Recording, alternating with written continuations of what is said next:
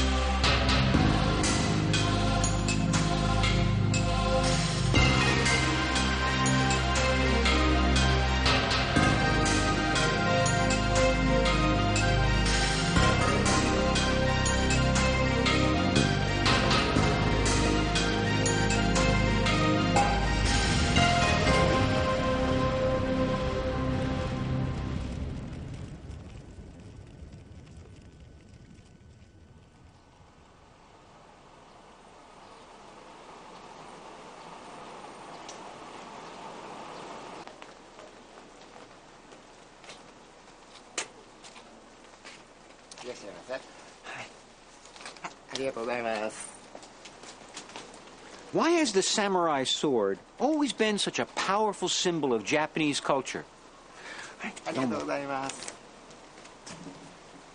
Well, the man pictured on this 5,000 yen note tried to answer that question for the world. His name was Dr. Inazu Nitobe, a Japanese diplomat at the League of Nations.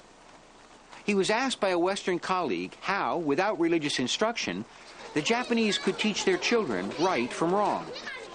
So, in the year 1900, Dr. Nitobe wrote a book in English called Bushido, the Code of the Samurai.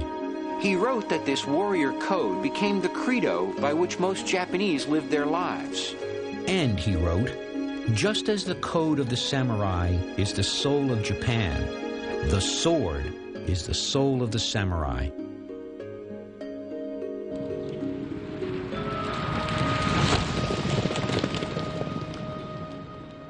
For Dr. Nitobe, the sword is a work of art that represents the soul of the samurai. But originally, the sword was not the samurai's weapon of choice. In the beginning, they fought from horseback, and their skill was with the bow and arrow.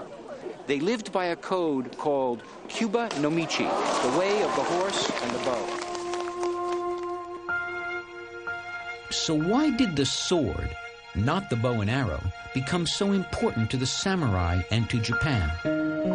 To find the answer, we must go deep into the history and legends of this ancient land.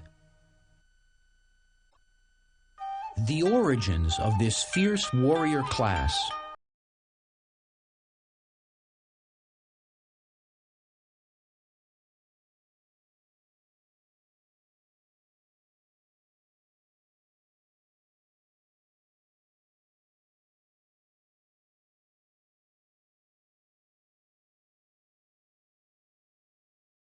Emperor Tenmu's army of peasants, armed with crossbows, was failing to subdue the mobile cavalry of the unruly tribes of the north.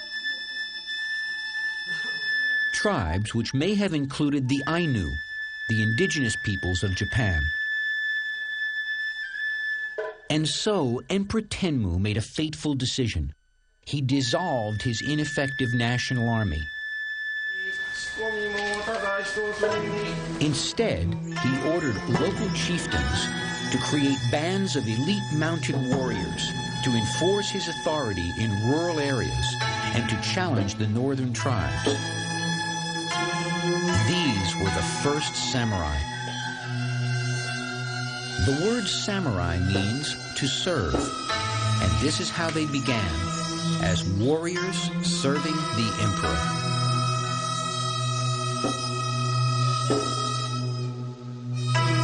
While the imperial court prayed to the gods for their success, the mounted warriors rode out to hunt down the proud barbarians of the north, once and for all.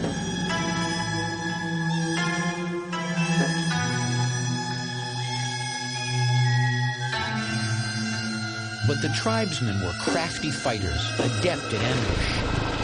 The warriors often had to forsake their bows and fight with their straight Chinese swords. Swords which in the heat of battle, chopping downward from horseback, often snapped in two. The samurai needed better swords. According to legend, a swordsmith named Amakuni rose to the challenge.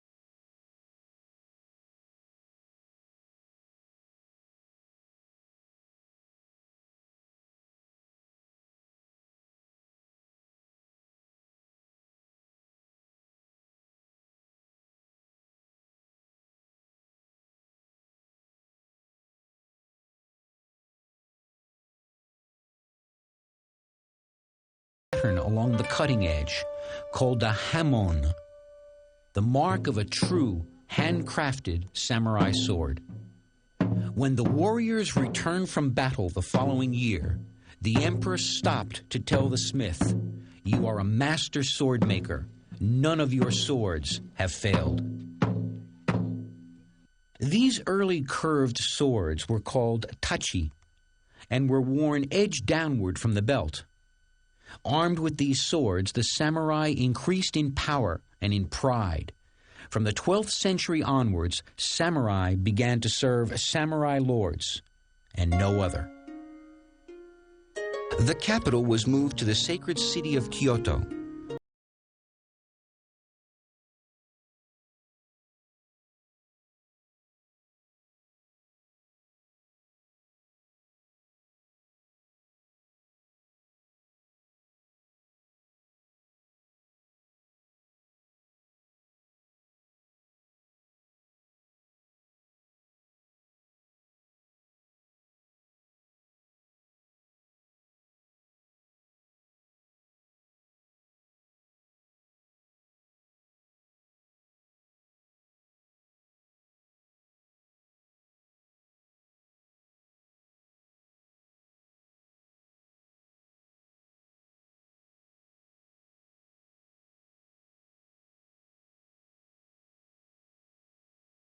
One 12th century emperor said that besides the samurai, there were three things that he could not control: the fall of the dice when gambling, the floodwaters of the Kamo River, and the warrior monks of Mount Hiei. These monks fought with this nasty-looking weapon called a naginata.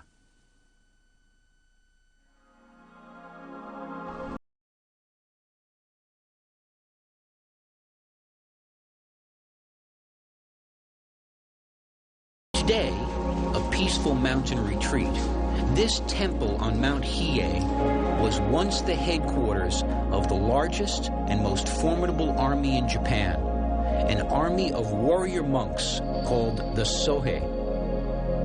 At its height, the temple complex boasted over 3,000 buildings. Wielding their fierce naginatas, a huge war party of Sohei monks would often flow down into the city of Kyoto to press their demands for privileges on the imperial court.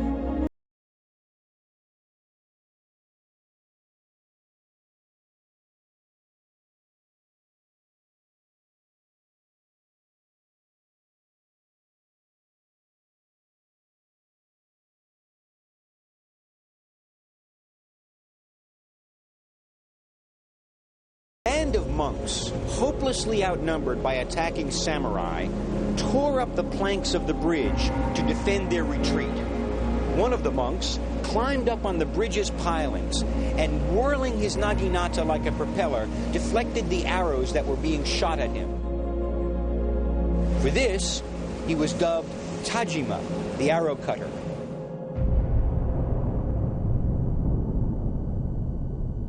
But despite their fighting prowess, the monks were finally no match for the powerful samurai clans, who eventually tamed them. In the 13th century, the most powerful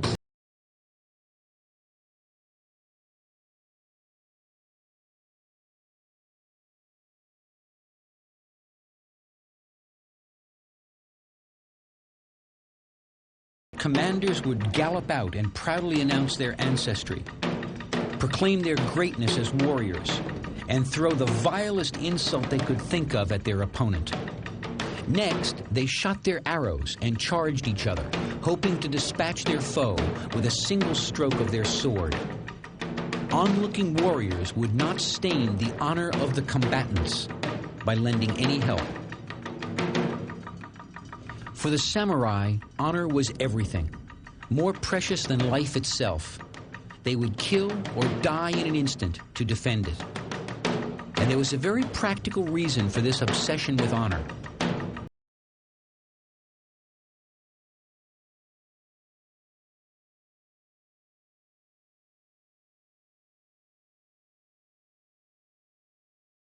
Failure or defeat in battle meant loss of his land and status, reducing him and his descendants instantly to peasants. His easily offended honor and incredible loyalty was, in a sense, pure job insecurity. And so, the samurai brought back enemy heads after a battle, which they presented to their lords as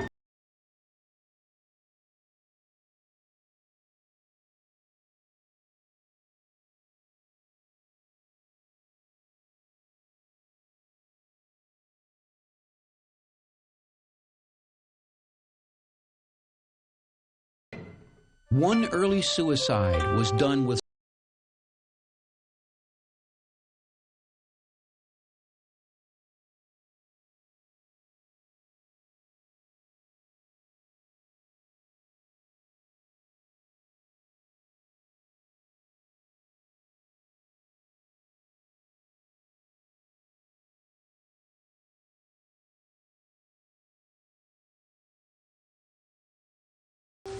After his defeat by the forces of the Taira at Uji Bridge, Minamoto Yorimasa came to this spot while his sons defended the gate outside and penned his death poem on a war fan before committing ritual suicide. How sad that the old fossil tree should die without a single blossoming. Yorimasa killed himself in the most painful and thus the most heroic way possible, by plunging his short sword into his abdomen. This act took more than just courage or practical calculation. It took supreme conviction.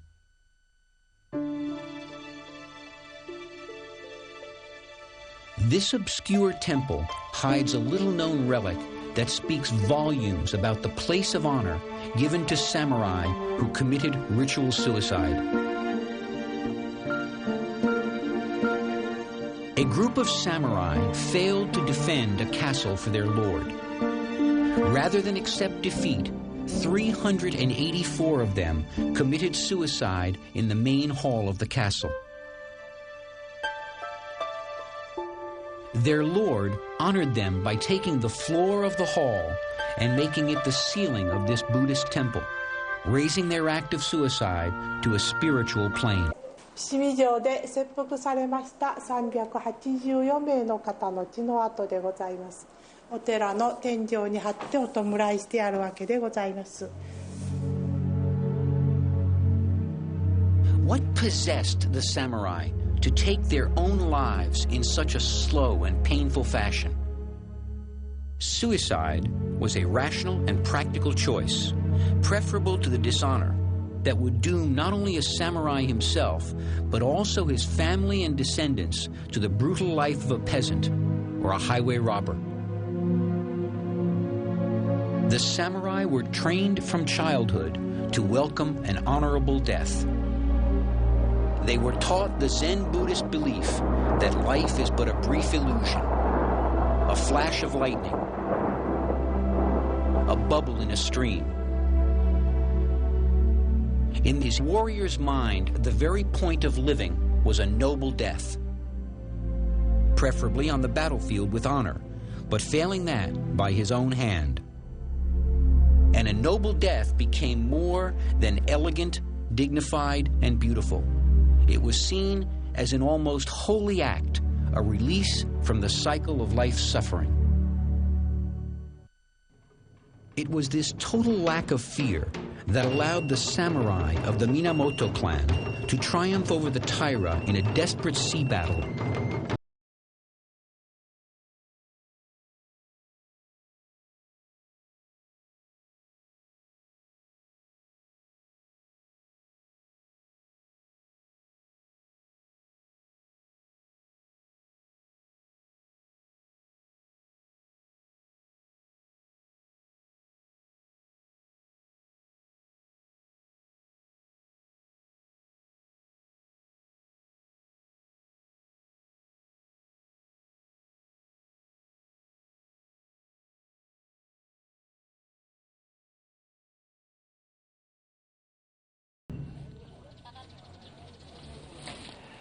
Yoritomo built this giant Buddha, now famous throughout the world, but his real legacy was the code that he required his warriors to follow. He ordered his samurai to live lives of simple frugality, to have no fear of death, and to serve him, their absolute master, with unswerving loyalty.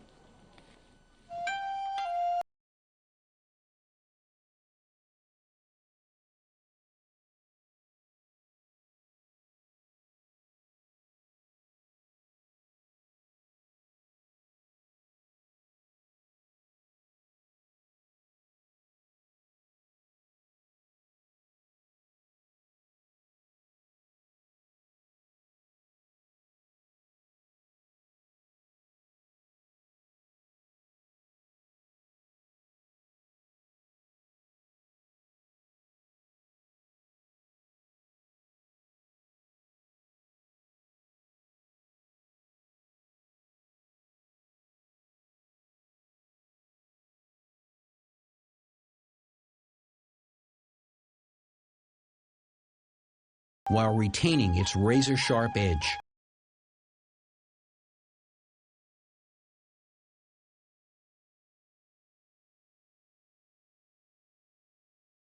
Fragile peace was soon shattered. In the year 1274, a terrible danger appeared on the horizon. The Mongol hordes of Kublai Khan, the conqueror of China, in an invasion fleet of over 800 ships with 30,000 seasoned battle troops.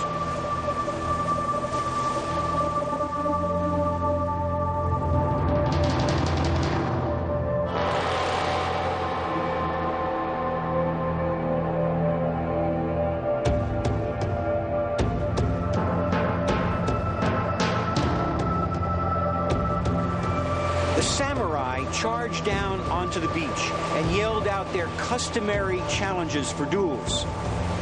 Their challenges were answered with hails of poisoned arrows and gunpowder bombs. The Mongols were surprised, however, at the desperate strength of the samurai and their sharp swords that somehow cut through their armor like a knife through butter. And then suddenly, a terrible storm swept into the bay. Their fleet was destroyed by a typhoon. Expecting a second invasion, the Japanese constructed an enormous defensive wall on the beach where they expected the Mongols to land. Sure enough, they came again, this time with 4,000 ships and over 200,000 men. The samurai defended the beach fiercely, preventing the Mongol force from landing. But the force was too large. But then, amazingly, for the second time, a typhoon swept in, destroying the entire Mongol fleet. 2/3 of the Mongol invaders perished. Thus, Japan was saved from invasion twice. This convinced the Japanese that their land was protected by the gods, and they honored the storm with the name of kamikaze, or divine wind. The samurai learned a great deal from their battles with the Mongols. On the beaches, the blade, not the spur, had saved the day. And so the stress on mounted archery lessened, and over the next century, the samurai became a swordsman who fought on foot. The long tachi cavalry sword was replaced by the shorter infantry katana, which was worn edge upright so the samurai could draw and slash in a single stroke. これは腰に刺す刀のスタイルです。そして反りが非常に少なくなってきている。ということは、馬上線で上から切るんじゃなくて、腰に刺して切るからそんな大きな反りはいらないわけでしょう。そしてこの時代からだんだん剣道というものが発達してきたから、そして突きも出てくる。技の中の一つに突きがある。それは反りがあったら邪魔になるから反りがなるべくないようにしたと。こういうことでスタイルが変わってきた。The battles with the Mongols taught the samurai another thing. The tempered edges of their supposedly perfect swords often chipped. Correcting this defect was the triumph of one of the greatest swordsmiths who ever lived, Masamune. これは外国の方でもよくこの刀鍛冶の名前というのは知ってると思いますが、政宗ですから、非常に政宗というものは数はそんなにありませんけども、歴然とやはり各大名家みんな持ってましてね、つまり硬い地金、柔らかい地金、それを非常にうまく使い分けて別格な味を出している刀鍛冶です。日本刀を語るのに政宗についてまず名前が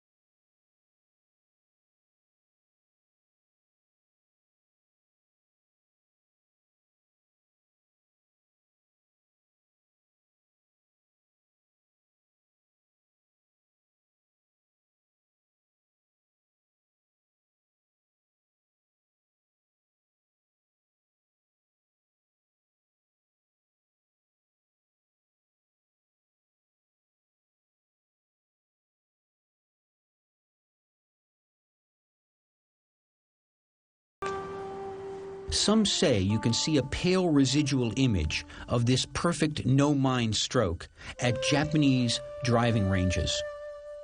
In the swings of countless golfers who spend endless hours trying to perfect their stroke, even though they rarely, if ever, play on a golf course. One samurai in particular was held up as the ultimate example of the virtue of loyalty to one's master, Kusunosuke Masashige. So total was his loyalty, so effective his resistance, that the emperor was able to return from exile, defeat the shogun in Kamakura, and reassume power. But this legendary samurai loyalty usually had its limits. The temptation of power was too strong. In the century after the Mongol invasion, proud samurai warlords, many with imperial blood in their veins, aspired to be shogun. The prize was there for the taking for any warlord who could seize and hold it. This led to the Sengoku Jidai.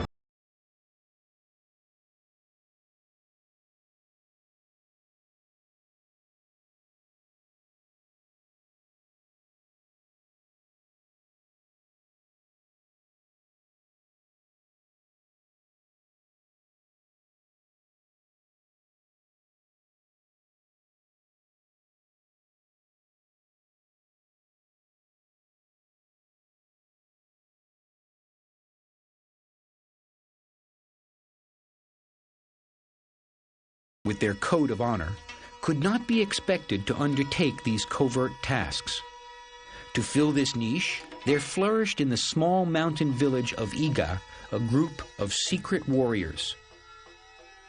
The powers of the ninja have been shrouded in a mystique of incredible proportions. For protection against these covert mercenaries, many samurai castles and houses built nightingale floors, specially constructed to loudly squeak when trod upon, a high-tech security system designed to catch the ninja. With a decline in the warrior ethic came a decline in sword quality. Mass production resulted in many inferior blades. It was during this period of intense warfare that a new weapon arrived on the battlefield. A weapon that would end forever the dominance of the classical warrior. In 1542, a Chinese junk arrived on the shores of Japan. On board were 3 Portuguese, who became the first Westerners to land on Japanese soil.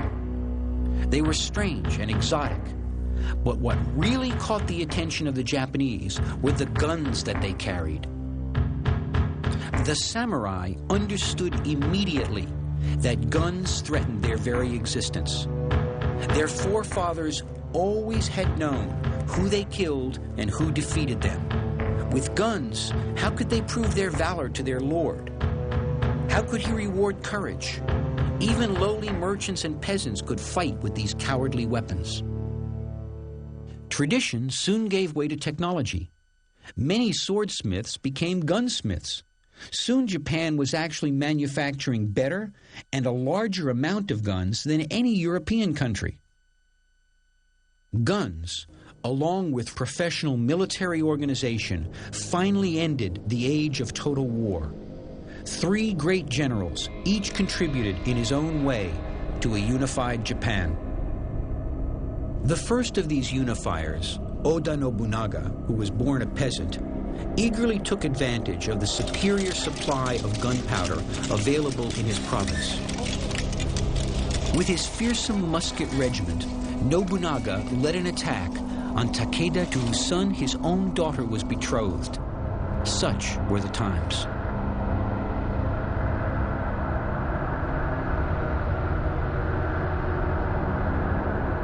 Facing Nobunaga's troops in the field were the mounted samurai of Takeda, the cream of Japan's warrior elite, proud inheritors of the Minamoto classical tradition, a tradition that left them no choice but to attack.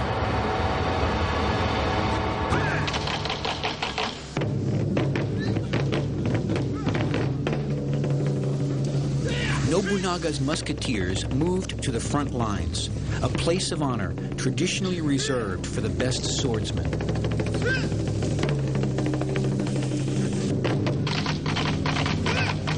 Takeda cavalry charged down the hill.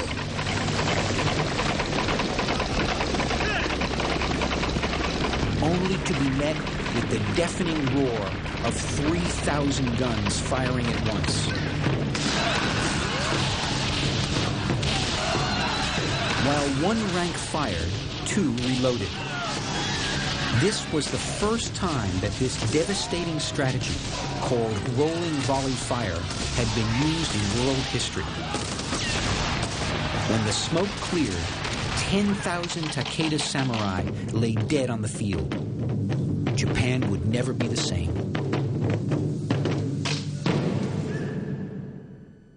For all of its lethal beauty, its noble tradition, and the incredible skill required to wield it, the sword, even in the hands of the most courageous samurai, could not compete with a bullet fired from a gun in the hands of an uncultured peasant soldier.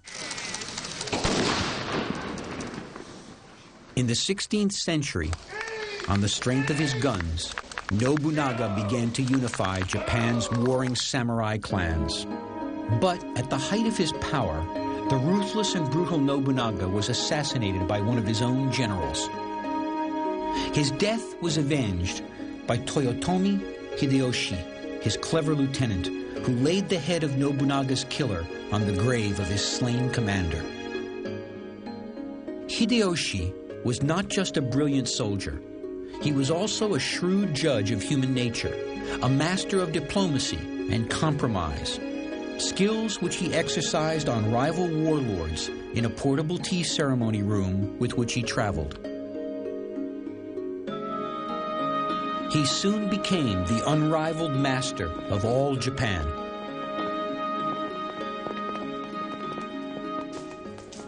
In 1588, Hideyoshi instigated the Great Sword Hunt.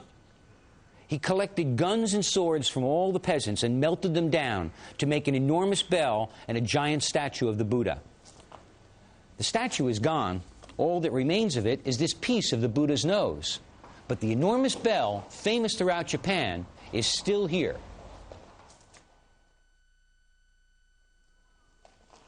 The tolling of this great bell signaled the end of social mobility in Japan. From this time forward, one had to be born a samurai to wear the sword. Never again would a peasant rise up to usurp power as Hideyoshi himself had done.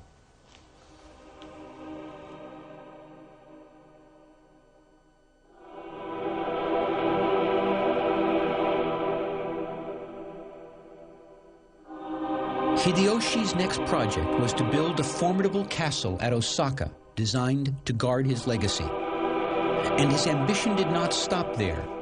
Hideyoshi decided he wanted to rule an empire. To him, there was only one thing bigger than Japan, and that was China. The invasion did not go well. Meanwhile, the third unifier, Ieyasu Tokugawa, a powerful lord who traced his ancestry back to the first shogun Yoritomo, pulled back to his own provinces during Hideyoshi's invasion of China and bided his time, strengthening his position. After Hideyoshi's death, Tokugawa had the largest standing army in Japan.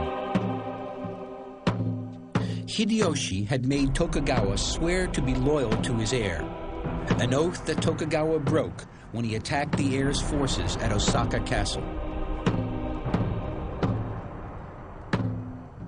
Despite its massive walls, the castle was no match for Tokugawa's superior siege guns and cannon.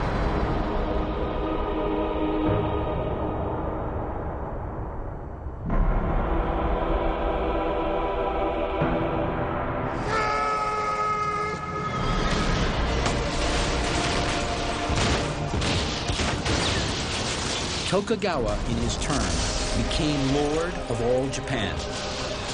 The last and greatest of the three generals had finally brought the bloody civil wars to an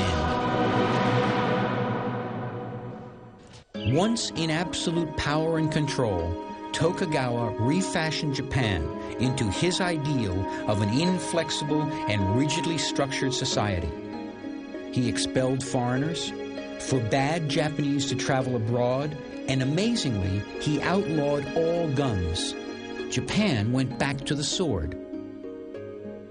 But in this unprecedented time of peace, the samurai no longer had a reason to use their swords. There were no more battles, and the Tokugawa government outlawed sword duels and vendettas among the samurai. Domestic peace had a serious eroding effect on the warrior ideal Tokugawa tried to instill into his samurai. They ate, drank, played games, and dreamt of glory in times gone by. The samurai were able to take solace in the law that required them to wear the daisho.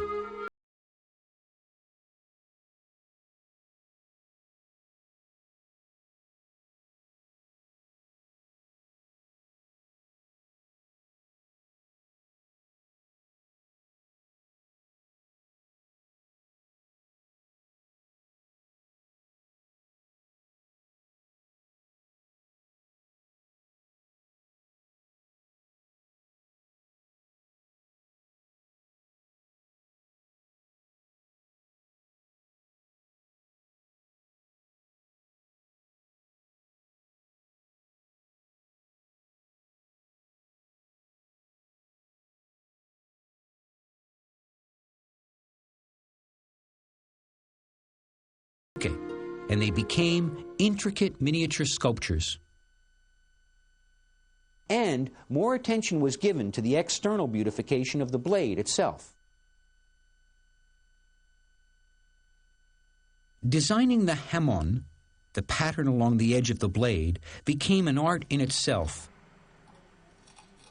A kind of abstract painting on a steel canvas. Different smiths created signature hamon patterns on their swords, such as a heartbeat.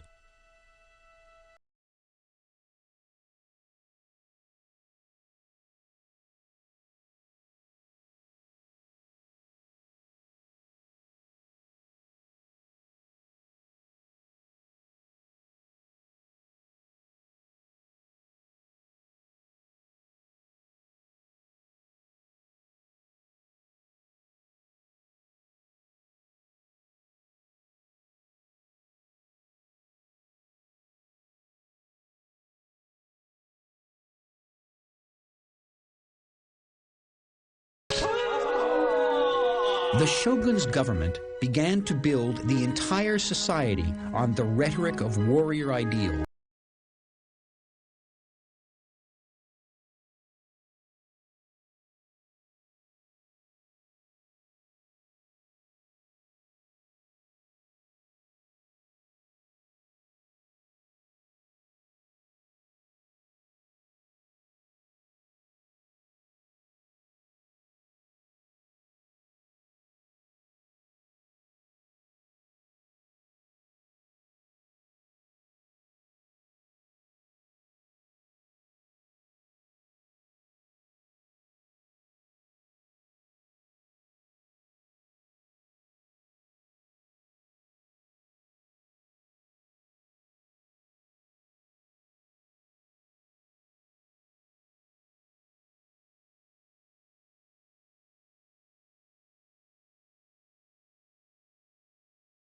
As the story goes, in 1701, Lord Asano was publicly insulted by the Lord Kira, making him draw his sword.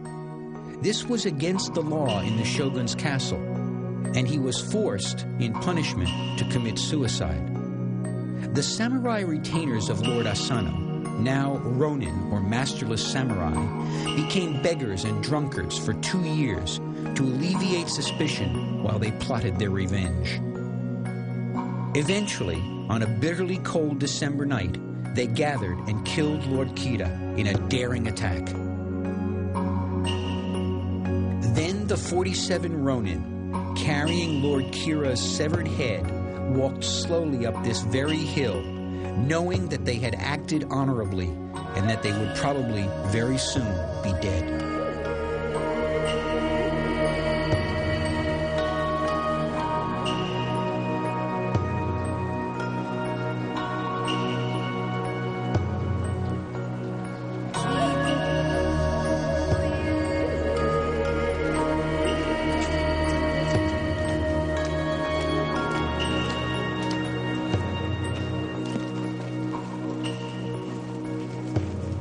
They came to this place and in classic Bushido tradition laid the head of his enemy on the grave of their lord.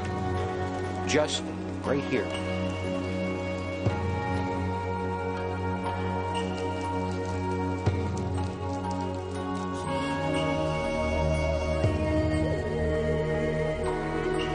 The actions of the 47 Ronin put the government into a real quandary.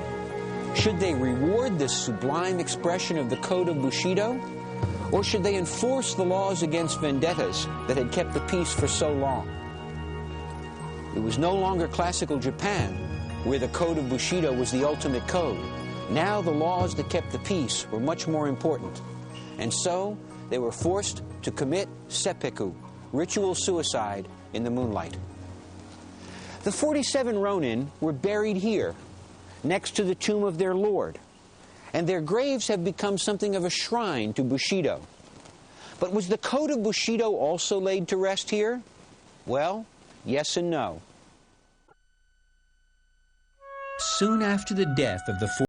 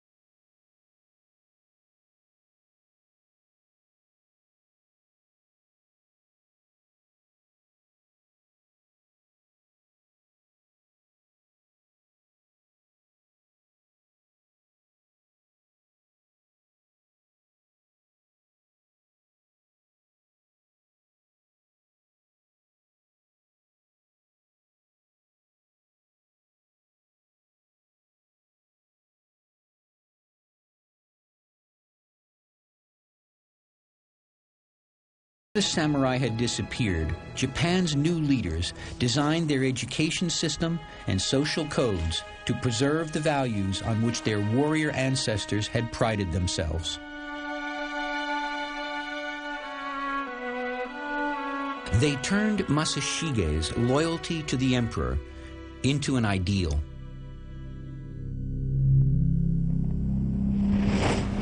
Unfortunately, this allowed the dark, militaristic side of Bushido, the love of death and blind obedience, to survive into the 20th century with tragic results.